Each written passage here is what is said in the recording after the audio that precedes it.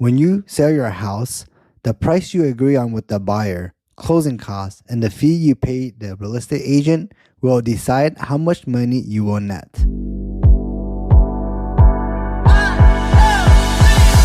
When you're buying or selling a house, being good at negotiating is important.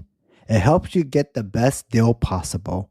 Whether you're trying to buy for less or sell for more, negotiating well can change how things turn out. In the real estate world, knowing how to negotiate is key, especially in a city where things are always changing.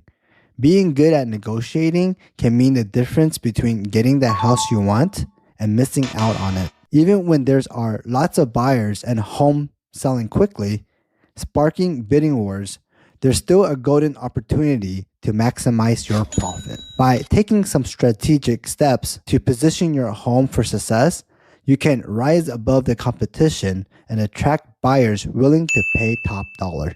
Here's how to get the best deal when selling your house. When someone wants to buy your house but offer less than you asked for, it's normal to say no. Usually buyers expect to negotiate, so they might start a lower offer, but that doesn't mean it's the most they're willing to pay. Many sellers will offer a higher price back, but still slightly lower than what they asked for, because they're scared of losing the sale. They want to show they're flexible and willing to talk about the price to make the deal happen. This can sometimes work to sell the house, but it might not get you the most money.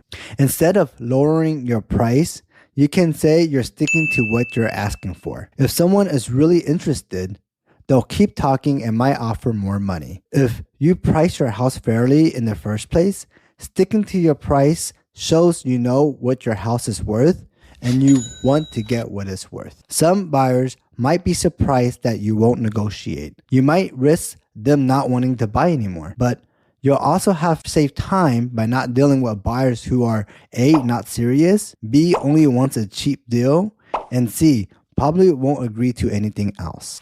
Another way to negotiate is to say no to the buyer's offer without suggesting a different one.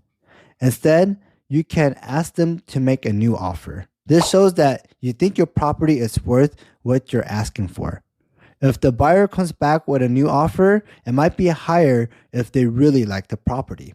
But you might risk the chance of them offering the same offer or even slightly less. By not giving a counteroffer, you're not stuck negotiating with one buyer. You can accept a better offer if it comes along. This can work well if the property hasn't been for sale for long, or if you have an open house coming up.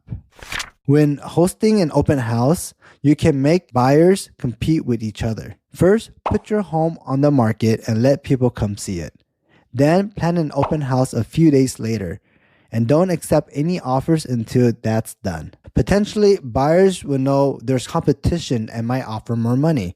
If you get many offers, you can ask the top bidders to submit their highest and their best. Remember, it's not okay to accept a better offer from a new buyer while you're under contract with another buyer. That would be unfair and unethical, and probably illegal. For the buyer, knowing that someone else might offer more money soon can make them want to offer more quickly if they really want the property. If a buyer offers you a deal and you're not happy with, and you counter their offer, you're in a negotiation with them. Generally, it's not right to accept a better offer from another buyer while you're still talking to one buyer, although it's not against the rules. It's up to you whether you want to tell other potential buyer if you're already negotiating with someone. Sharing this information might lead to higher offers, but it can also scare off a buyer. Setting a deadline for your counteroffer pushes the buyer to decide quicker, so you can either sell your home or move on. Make sure the deadline isn't too short though, or it might put the buyer off. Within 24 hours is usually a great response time. In today's market, it's common for buyers to ask sellers to cover the closing costs, which can be around 3% of the home's value. Some buyers might not have enough money to cover the costs on their own, but they could manage a slightly bigger mortgage. Here are some frequently asked questions we compile to help you navigate selling your home in a hot market and get the most out of your sale. How does a bidding war for a house work? A bidding war happens when buyers try to outbid each other to buy the same house. This often occurs when there aren't many houses for sale, but lots of people want to buy. Bidding wars can make the final price of a house go up, sometimes higher than what the sellers originally asked for. How long do homes stay on the market? How long houses stay on the market depends on the area and can be influenced by changes in mortgage interest rates. Your real estate agent can give you details about how quickly homes are selling in your neighborhood.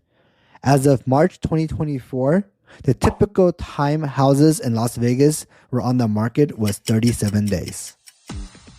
So, what's the bottom line? You can turn several negotiating strategies to help you get the best price for your home. But the right strategy for you would depend on your local housing market and your property.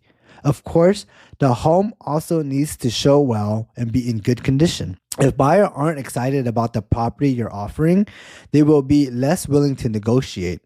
Remember, a realtor is a valuable resource throughout this journey, and this can help you determine the best way to sell your home for the best price. Don't hesitate to reach out to me or any qualified realtor in your area for expert guidance.